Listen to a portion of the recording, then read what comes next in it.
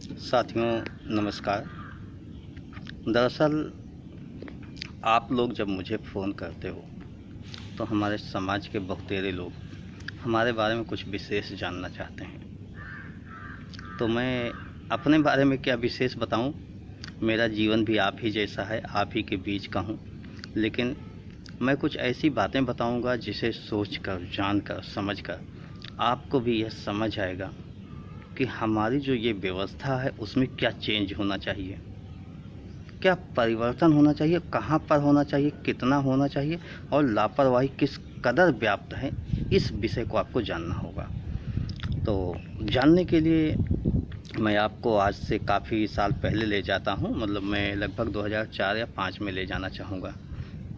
2004-5 में एक दिन मैं घर पर था तो मुझे एक नोटिस मिली और नोटिस में ये पता लगा कि आपके खिलाफ 3110 SC/ST एक्ट के तहत एक मुकदमा CGM के यहाँ चल रहा है, आपको उसमें अपीयर होना होगा। अब मुझे तो ये लगा मेरी किसी से कोई दुश्मनी ही नहीं, किसी से कोई बातचीत नहीं, किसी को मैंने कभी कुछ कहा नहीं। लेकिन जब नोटिस देखा तो उसमें पता लगा। उसके बाद कोर्ट गया, वहाँ जाके फाइल को निकलवाया, देखा तो देखने के बाद तब मुझे लगा कि 156(3) से मेरे खिलाफ मुकदमा दर्ज हुआ है।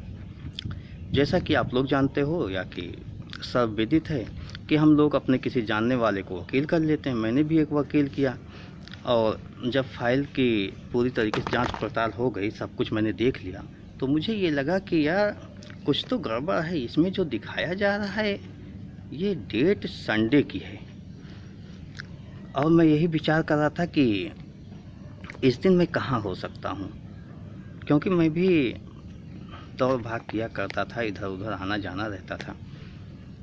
और उसमें जो लिखे गए थे वो यही लिखे गए थे कि अरविंद और उनके भाई 2 लोग, मैं रास्ते से आ रहा था, दोनों लोग लाठी लेके दौड़ा लिए, जाति सूचक गालियाँ दी।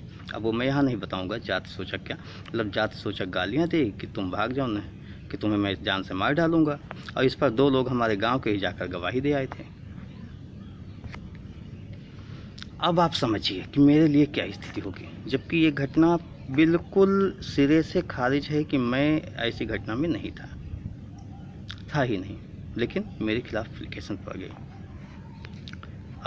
पड़ गई, जांच पड़ताल किया तो मुझे एक चीज़ पता ये लगी कि उस एप्लीकेशन की जिस दिन की घटना घटित हुई वो संडे का दिन था और उस दिन मैं SSC का पेपर देने लखनऊ आया हुआ था। मेरे पास एडमिट कार्ड था, मैं यहाँ अपीयर हुआ था, सब कुछ था। लेकिन जब मैंने कहा तो हमारे वकील ने कहा कि भाई ये तो मुकदमे में काम आएगा, अभी ये है कि आप CGM कोर्ट में पेश हो। तो मैंने कहा ठीक है, करना क्या होगा। तो हम अपने एक मौसा जी हैं मेरे, उनको लेके गया था। तो हम दोनों लोग फिर नियत जो डेट होती है उस नियत डेट पे, फिक्स डेट पे मैं गया वकील के साथ। तो उन्होंने कहा चलिए। तो हमें भी एक जनरल बात, हमें कोई आइडिया थोड़े था, चलो चलते हैं। चले गए। जब CGM कोर्ट के बाहर ही पहुंचे थे तब तक मेरे एक जानने वाले शर्मा जी वकील थे, वो उधर से आते हुए दिखाई दिए। उन्होंने कहा अरविंद जी कैसे? मैंने बताया कि एक मेरा मुकदमा है।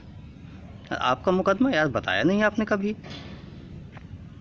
हमने कहा बताने का अवसर ही नहीं मिला। और यही वकील साहब कर लिए, कहें कैसा मुकदमा है भाई? हमने कहा वो SC/ST का। कहें तो यहाँ कहाँ जा रहे हो? मैंने कहा वकील साहब ले जा रहे हैं। कहें वकील साहब कहाँ ले जा रहे हो? कहें कुछ नहीं, यहाँ ले जा रहे हैं और यहाँ पेश करा के देखें इनकी जमानत करवा दें। कहें आपको मालूम है CGM क्या SC/ST एक्ट में जमानत देता है, बेल देता है? कहें नहीं, यहाँ से खारिज होगी तुरंत हम DJ के यहाँ चल जाएंगे। कहें DJ के यहाँ तुरंत जा पाओगे? बताइए क्या कोई आपकी सेटिंग स्पेशल है? अरविंद जी आप इधर आओ। मेरा हाथ पकड़ा, हमें बाहर की तरफ, मतलब गेट के बाहर ही थे, बाहर की तरफ ले गए। हमारे मौसा कहा आप भी आइए। तो हम दोनों लोग गए। फिर वकील साहब को बुलाया, कहें देखिए मुकदमा आप लड़िए, मुझे कोई दिक्कत नहीं, लेकिन किसी भी मुकदमे की जानकारी बेसिक आपको होनी चाहिए। आप ये समझ लो कि अरविंद को आप जेल भेजने जा रहे थे, क्योंकि ये दोनों भाई CGM कोर्ट में पेश होते, CGM खारिज करते और उसके बाद आप डिस्ट्रिक्ट जज के यहाँ अपीयर होते, वहाँ से बेल हो सकती है। लेकिन तब तक के लिए लोग कहाँ जाएंगे? और इस प्रक्रिया में 3-4 दिन तो मिनिमम लगना है। ये तो जेल चले जाएंगे। आप इनको जेल भेजना चाहते हो। कहीं नहीं साहब ऐसे ही कहीं, अरे नहीं क्या है, कहीं नहीं, जब ऐसा देखते तो हम इनको लेके बाहर चले, कहीं आप बाहर कैसे ला लोगे, बताइए क्या तरीका है आपके पास। खैर उनको कहा कि आप मुकदमा लाओ लेकिन जानकारी करके पढ़ लिख कर, ऐसे नहीं। तो हमसे कहा अरविंद जी आप इस बात को समझिए, मुझे समझाया उन्होंने, बेहतर तरीके से समझाया। अच्छा मैंने क्या देखा, इसमें गलतियां कहाँ हुई, जिससे ठीक है जो 156(3) होता है उसमें यही होता है कि अगर पुलिस वाले आपकी बात नहीं सुन रहे हैं, मुकदमा नहीं लिख रहे हैं, तो आप एसपी के यहाँ जाओ, एसपी भी नहीं सुन रहा है तो 156(3) में चले जाओ, साहब मेरे साथ ये घटना घटित हुई, मैं पुलिस गया, उसने मुझे डांट के भगा दिया, एसपी साहब को पत्र लिखा, पत्र लिखे इतने दिन हो गया और अब तक कोई कार्रवाई नहीं हुई, लिहाजा मैं आपके यहाँ आया हूँ और मेरा मुकदमा पंजीकृत कर उचित कार्रवाई की जाए। जब 156(3) से कोई मुकदमा पंजीकृत करने का आदेश होता है तो हमारे जितने जांच अधिकारी होते हैं पुलिस के, वो कुछ भी नहीं करते। अधिकतर केसों में डांट कर या डरा कर कुछ ऐंठने की बात करते हैं या सीधे सीधे उस पर रिपोर्ट ही लगा देते हैं कि हाँ ये घटना सत्य प्रतीत होती है, ऐसा पाया गया, मतलब जांच भी उसी फेवर में लगा दिया। तो अगर उन्होंने जांच किया होता संबंधित पुलिस अधिकारी ने, तो हो सकता है मुझे भी याद आता, मैं अपने एसएससी का वो टिकट दे देता कि हाँ एडमिट कार्ड दे देता कि मैं इस तारीख को तो यहाँ था ही नहीं, ये घटना फर्जी है, तो उसी पे खारिज हो गया होता। लेकिन नहीं, मुझे वहाँ न्याय नहीं मिला, उन्होंने लिख के दे दिया।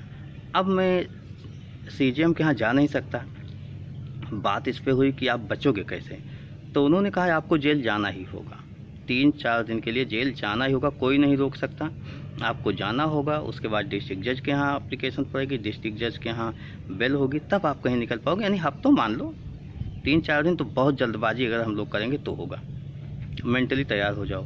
हमने कहा दूसरा विकल्प, कहीं दूसरा विकल्प है हाई कोर्ट से आप स्टे लेके आ जाओ। अब हाई कोर्ट, उस समय मेरी भी परिस्थिति ऐसी थी कि पिताजी थे नहीं और मतलब तत्काल कुछ साल पहले नहीं रहे थे, तो मेरे पास आर्थिक स्थिति के भी अभाव था कि हाई कोर्ट जाने का मतलब 10-15-20 हज़ार रुपये तो गए। अब मैं क्या करता, कोई रास्ते न बचा। लोग कहते हैं कि पढ़े लिखे रहो, पैसे की बातें नहीं होती, बिना पैसे के सब काम, लेकिन कैसे बिना पैसे के सब काम हो जाता मुझे तो नहीं पता।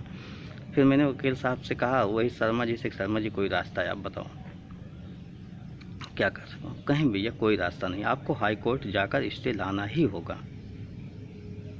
और एक तरीका ये हो सकता है कि आप इस जो 156(3) का FIR हुआ है, उस FIR के खिलाफ रिवीजन में चले जाओ डिस्ट्रिक्ट जज के यहाँ।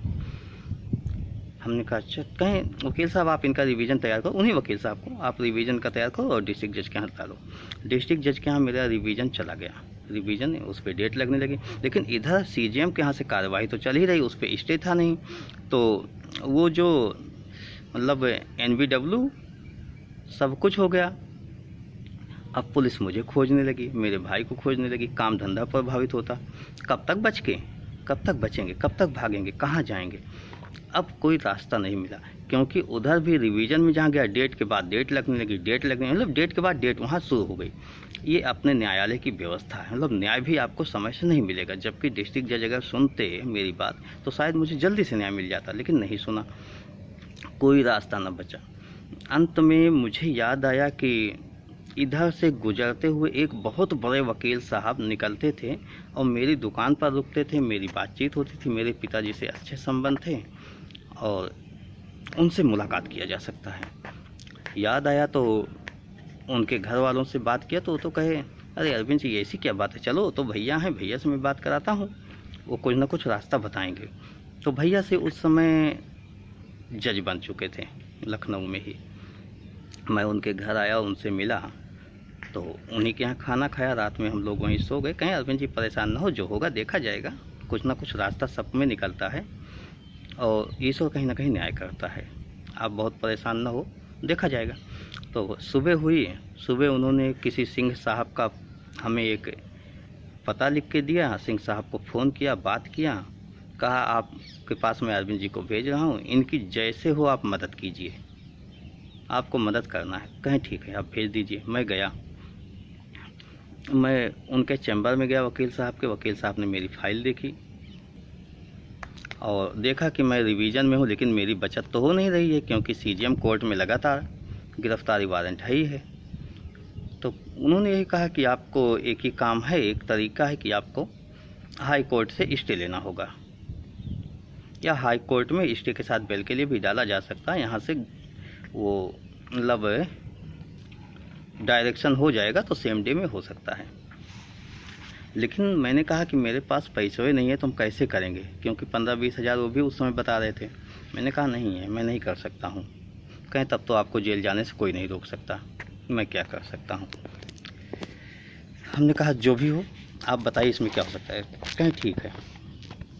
तो हमें कहा आप पढ़े लिखे तो हो। हमने कहा हाँ बेसिक नॉलेज तो है ये भाई, अब इतना तो पढ़ा लिखा ही हूँ।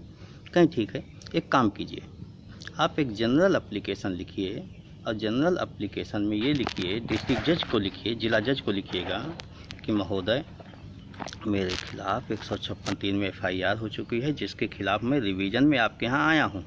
आपके यहाँ से जजमेंट हो नहीं रहा है, और जजमेंट ना होने की स्थिति में वहाँ अगर मेरी गिरफ्तारी हो जाती है, मुकदमा कंटिन्यू चलता रहता, तो मेरे साथ आपकी जजमेंट जो भी बाद में होगा उस पर तो अन्याय हो जाएगा, क्योंकि आपके यहाँ से न्याय मिला नहीं और उधर मैं फंस जाऊँगा। कहीं ये एक एप्लीकेशन आप बना के लिखिए कि हमें तब तक के लिए राहत दी जाए। कहीं लिखिए, ऐसा कोई प्रावधान लेकिन होता नहीं, मैं आपको बता दे रहा हूँ। बस आप सीधे पहुँच जाइएगा और संतोष करके जाइएगा। या तो जज साहब आपको गिरफ्तार करवा देंगे सेम डे में, या तो आपको राहत देंगे, लेकिन कोई ऐसा प्रावधान नहीं होता है, नियम नहीं होता है, उनके पास पावर होती है। आप जाइए, काम कीजिए, मुझे विश्वास है कि हो जाएगा, आपको राहत मिलेगी, विश्वास है मुझे। मैं भी क्या करता गया, और जाने के बाद जब कोर्ट गया तो अपने ही वकील साहब, वही जो पहले मेरे खास थे, मतलब उनको बदला नहीं था, उनसे मैंने एक पेपर मांगा, उन्होंने पेपर दे दिया। कहा क्या करोगे? हमने कहा एक एप्लीकेशन लिखना है। एप्लीकेशन लिख डाला, तुरंत लिख डाला, हाथों से टाइप वाइप नहीं कराया, हाथों लिख डाला। कहीं ये सब क्या है यार, इसका कोई मतलब नहीं होता। हमने कहा मतलब हो या ना हो, मेरे पास तो कोई रास्ता ही नहीं है। कहें अच्छा, कहें हम ये सब लेके नहीं जाएंगे, हम ये सब काम नहीं करेंगे। अभी डिस्ट्रिक्ट जज हमें डांटेंगे तो हम क्या जवाब देंगे? वो हमें बहुत डांटेंगे कि कैसे आए हो, क्यों आए हो, कौन सा रूल है। हमने कहा हम नहीं जानते, लेकिन हम तो जाएंगे, लेकिन जब हमें जेल जाने हैं तो जाना है। तो हम एप्लीकेशन लिए, लिखे और चले गए। डिस्ट्रिक्ट जज के जैसे गेट के अंदर एंट्री किए, मेरे वकील साहब पहुंच गए पीछे से, कह ले आओ हम पेश करते हैं। तो ले लिया, अब अंदर मैं बैठ गया जज साहब के सामने। जज साहब कुछ मुकदमे देख रहे थे और वकील साहब ने उसको पकड़ा दिया कागज़। उन्होंने देखा, रीड किया, तो पूछा क्यों, कैसे आए हो, कब से प्रैक्टिस कर रहे हो, कुछ सीखा नहीं अभी?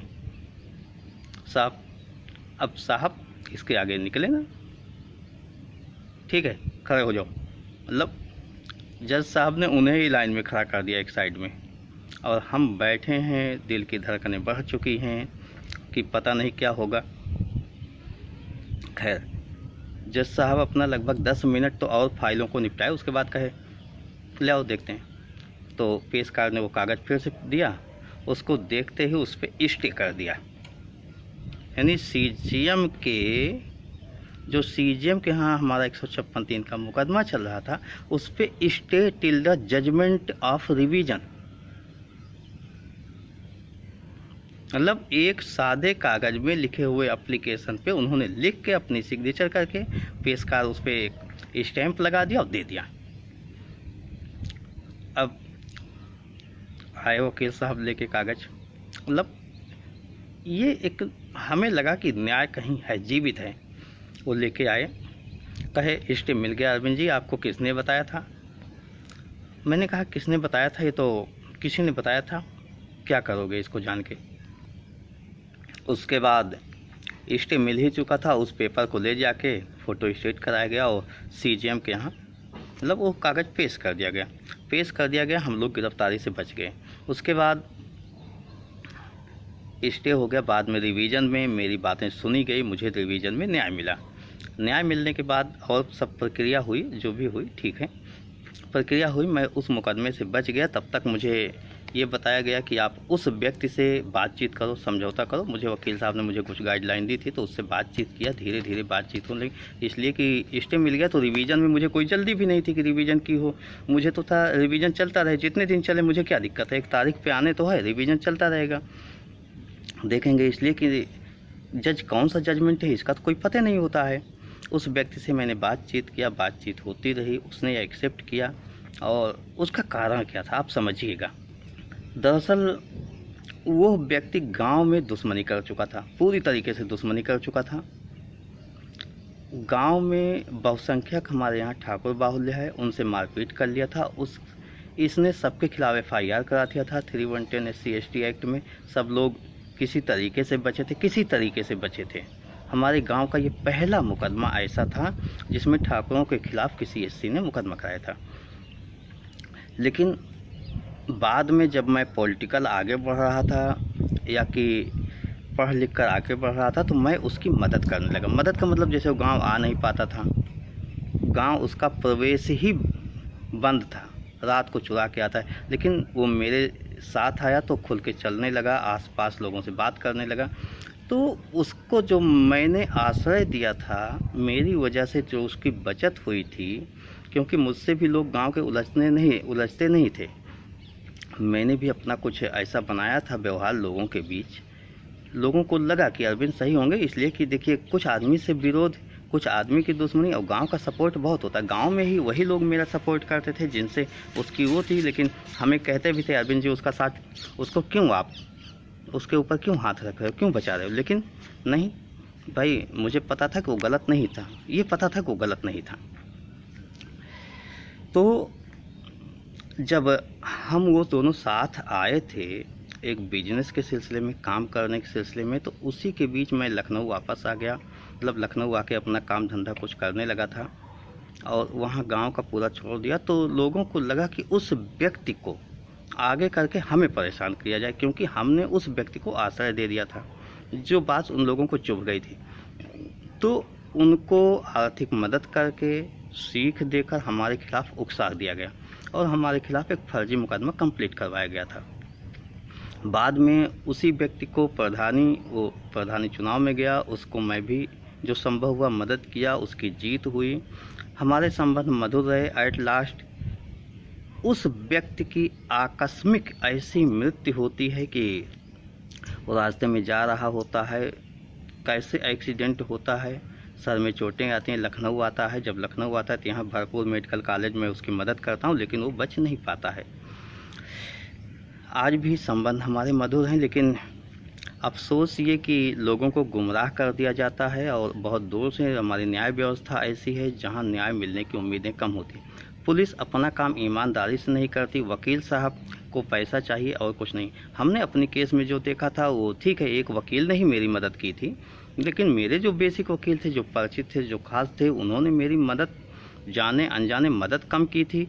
मैं तो फंस जाता अगर मुझे बाई संजोग वो शर्मा जी न मिले होते तो थैंक्स शर्मा जी, मैं बार बार कहूँगा। मुझे लखनऊ में जिस हाई कोर्ट के वकील साहब ने मदद की थी उनको भी थैंक्स कहूँ, और जज साहब ने मतलब एप्लीकेशन देखकर क्या सोचा क्या नहीं मुझे नहीं पता, लेकिन मुझे वहाँ से न्याय मिला।